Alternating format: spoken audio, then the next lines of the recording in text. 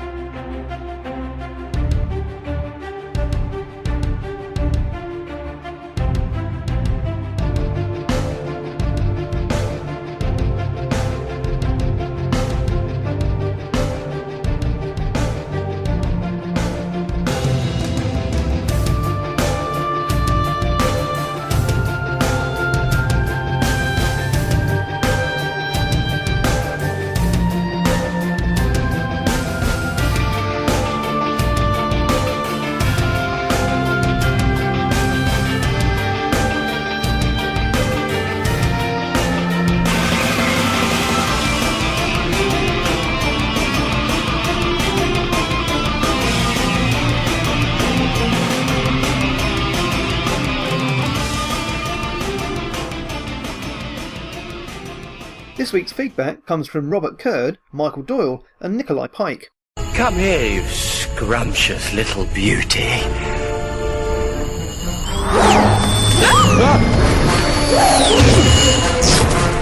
A box? Doctor, what is it? I've got mail. Robert Curd said about Liz Shaw following last week's show, "A character bigger than her writer." And I couldn't agree more, Robert. As was also mentioned on last week's show, it got to the point where the writers simply didn't know what to do with her, sadly. Michael Doyle had this to say in memory of Kate O'Mara. "It's always sad to see someone go, but I admit I'm not as connected to her as I am to some of the others who passed away, even though she did a good job in her 2.5 episodes. Nikolai Pike commented, "My take on it is that it's tragic. She was a great actress and made an amazing villain, and it's not getting more attention in the community. God forbid one of the classic Doctors die. I wonder how many of the new fans will just shrug and go, oh well." You know, Nikolai, I used to think I was cynical until I'd read your comments. Seriously though, to an extent I can understand where you're coming from. As I explained on the Facebook page, I'd posted 3 times asking for people to comment their thoughts and memories of Kate O'Mara and the Rani, and only 2 people said anything. I'm guessing there are several reasons for this, but I'll explain more of them later. But for now, I'm guessing that the main one is that the Rani appeared so long ago now in the show's history that for many fans she's simply an unknown character. Leave the girl. It's the man I want. Take him to my laboratory. Kate O'Mara was born on the 10th of August 1939 and was an English film, stage and television actress. She was perhaps most widely known for her role as Caress Morell, the scheming sister of Alexis Colby, in the 80s American soap opera Dynasty, or should that be Dynasty? She also had a regular role in The Brothers and Howard's Way, and portrayed the recurring part of the Rani in Doctor Who. O'Mara was the daughter of John F. Carroll, an RAF flying instructor, and actress Hazel Bainbridge. She has a younger sister, actress Belinda Carroll. After boarding school, O'Mara attended art school before becoming a full-time actress. She married Jeremy Young in 1961, but the couple sadly divorced 15 years later. O'Mara made her stage debut in a production of The Merchant of Venice in 1963, although her first film role was some years earlier, under the name Mary Carroll, in Home and Away in 1956. Her earliest television appearances in the 1960s included guest roles in Danger Man, Adam Adamant Lives, The Saint, Z-Cars and Avengers. In 1970 she appeared in 2 Hammer Studio horror films, The Vampire Lovers and The Horror of Frankenstein. In The Vampire Lovers, O'Mara had an erotically charged scene with Ingrid Pitt in which she was meant to be seduced. However, the 2 women were left laughing at each other on set as Ingrid Pitt's fangs kept falling into O'Mara's cleavage. O'Mara's work in The Vampire Lovers impressed Hammer enough for them to offer her a contract, which she turned down, fearful of being typecast. She had a regular role in the BBC drama series The Brothers in the mid-70s as Jane Maxwell, and in the early 1980s starred in the BBC soap opera Triangle. She also played the Rani in Doctor Who. The character, as played by O'Mara, appeared in 2 serials, Mark of the Rani in 1985 and Time and the Rani in 1987, and went on to appear in the 30th anniversary special Dimensions in Time. Between these appearances in Doctor Who, she played Caris Morel in the American primetime soap opera Dynasty. As the sister of Alexis Colby, O'Mara appeared in 17 episodes of the 6th season and 4 episodes of the 7th season during 1986. "We had a tremendous bitchy tension between us," the actress recalled about performing opposite Collins. "My character Caress was like an annoying little mosquito who just kept coming back and biting her." O'Mara quickly found, however, that she disliked living in California, preferring the change of seasons in Britain, and to her relief was released from her 5-year contract after Collins told the producers that having 2 brunettes in the series was a bad idea. After returning to the UK, she was cast as another scheming villain, Laura Wilde, in the BBC soap opera Howard's Way. O'Mara continued to make television appearances throughout the 1990s, in shows including Cluedo and Absolutely Fabulous. In 2001 she had a recurring role in ITV prison drama series Bad Girls, before appearing in the short-lived revival of soap opera Crossroads. She then continued to perform on stage, and in March 2008 she played Marlena Dietrich in a stage play entitled Lunch with Marlena.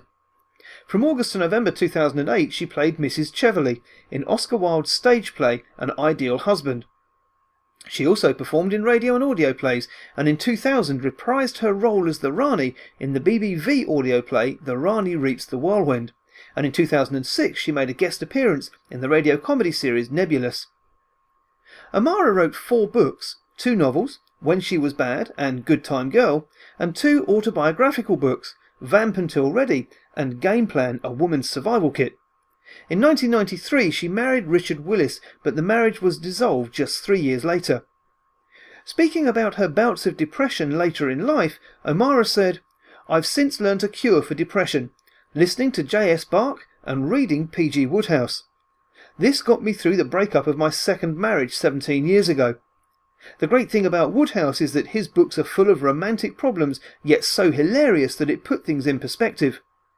I'm not frightened of dying, but I love the countryside so much and I'm going to miss it. I'd like to be out in the wind and the trees forever." Sadly, Kate O'Mara passed away on the 30th of March 2014 in a Sussex nursing home at the age of 74, following a short illness. I had all I could take of that Canton University days. Am I expected to abandon my research because of the side effects on inferior species? Are you prepared to abandon walking in case you squash an insect underfoot? As I mentioned earlier in the show, O'Mara is best known to Doctor Who fans as the Rani.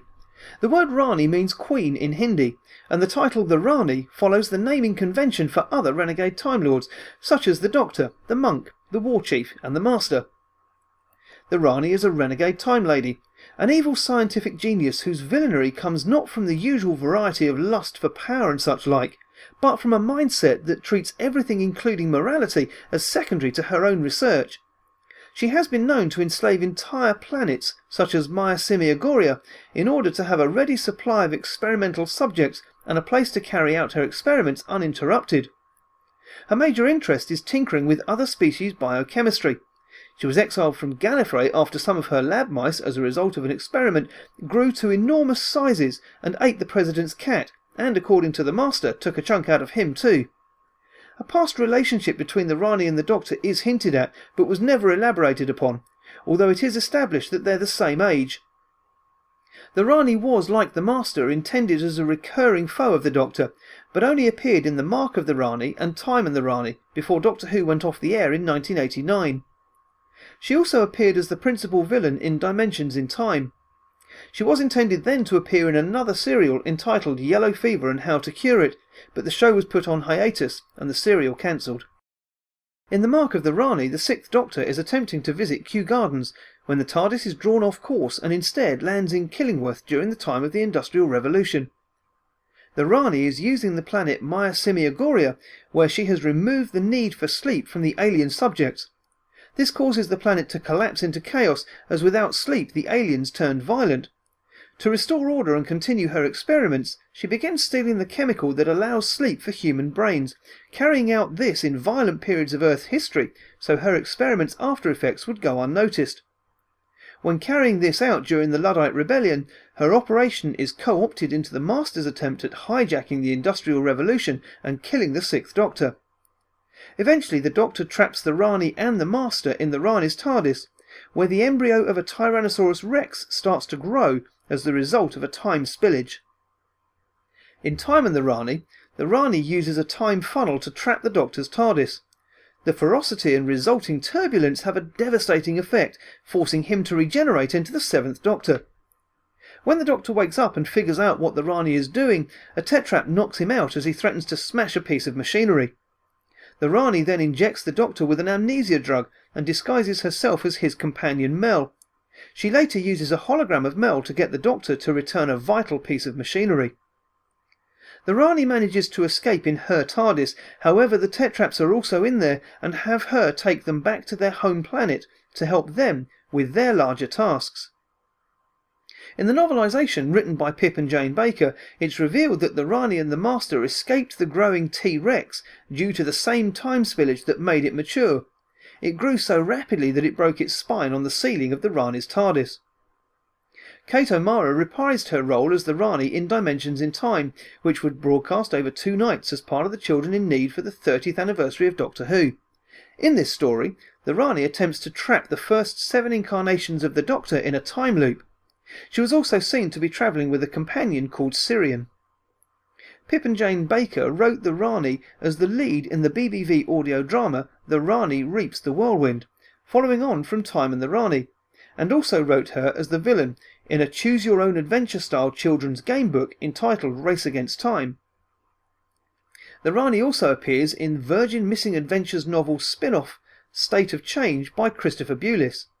Here the Master escaped the Rani's TARDIS in The Mark of the Rani by splitting the console room from the rest of it, leaving the Rani adrift in a space-time bubble until she encountered a benign entity that created a distorted pocket reality where the Egyptians possessed 20th century technology due to their access to the databanks of a duplicate of the Doctor's TARDIS console. The Rani tried her hand at political machinations in this reality before the intervention of the Doctor breaks her control over the entity, at which point she escaped in her repaired TARDIS. The Rani is also mentioned in BBC Book's 8th Doctor adventure, The Ancestor Cell. The 8th Doctor's former companion Fitz, now Father Corina of Faction Paradox, claims to have killed the Rani, as well as the Master, during the Second War in Heaven, and now displays their skulls as trophies, although, in fairness, the authenticity of the latter part of that story is in doubt. The past Doctor adventure, Divided Loyalties, states that the Rani was one of a group of promising young Time Lords called the Dekar, which included many future renegades, including the Doctor and the Master. This novel also gives her name, or at least the first syllables of it, as Ushas, that's U-S-H-A-S. The Rani briefly appears in an artificially created parallel universe in the past Doctor Adventures novel The Quantum Archangel. In this reality, she, the Master, and the meddling monk and Drax are posing as a group of German scientists. The short story Rescue by David Rodden, who by the way was also responsible for Dimensions in Time, reveals how the Rani rescued Sirian from a Cyberman invasion of his home planet. The Rani then returns as the main antagonist of the 50th anniversary 6th Doctor E. Short, Something Borrowed. The Rani's TARDIS, unlike the Doctor's, has a fully functional chameleon circuit and can disguise itself wherever it lands. It can also be opened with the Doctor's TARDIS key. In Mark of the Rani hides her TARDIS disguised as a cabinet behind a screen, and has managed to link it to a Stattenheim remote control, which he describes as genius. It's in this TARDIS that she and the Master get trapped with the gradually growing Tyrannosaurus Rex embryo. In Time and the Rani, her TARDIS appears as a reflective pyramid, in which she is eventually trapped by the Tetraps. I didn't go to the trouble of bringing you here just to discuss the ethics of my work. For me, the Rani is a much-missed character played brilliantly by Kate O'Mara. So much so that I really wondered why hardly anyone commented on the posts I put up on the Facebook page. And then I realised what the problem was, or at least what it could have been.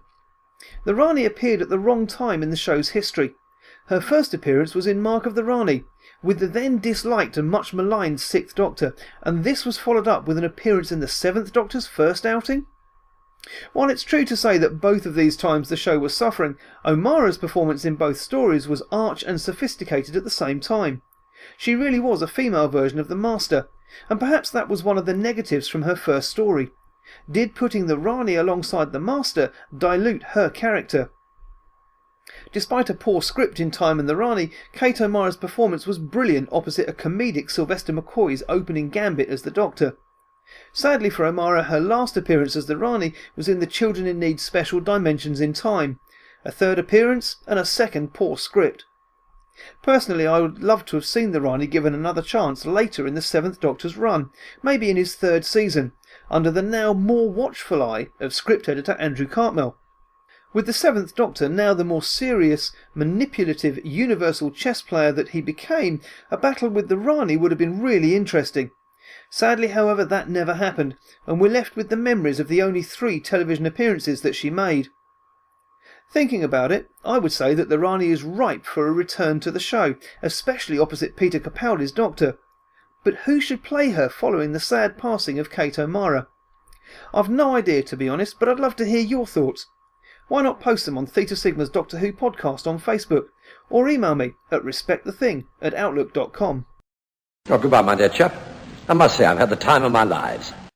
And that's it for this tribute show to the quite brilliant Kate O'Mara, who sadly died on Sunday the 30th of April 2014. Rest in peace, Kate. You're already sadly missed by the millions around the world to whom you brought immense pleasure throughout your long and illustrious career. In next week's show we start our 2-part series looking at the 4th Doctor companion Ramanadvaratra Lunda, as played firstly by Mary Tam. Is that all you can say? She was a living being, and now what is she, a component? And Merak thinks she's still alive. No power should have that right, not even the Guardians. We must do something.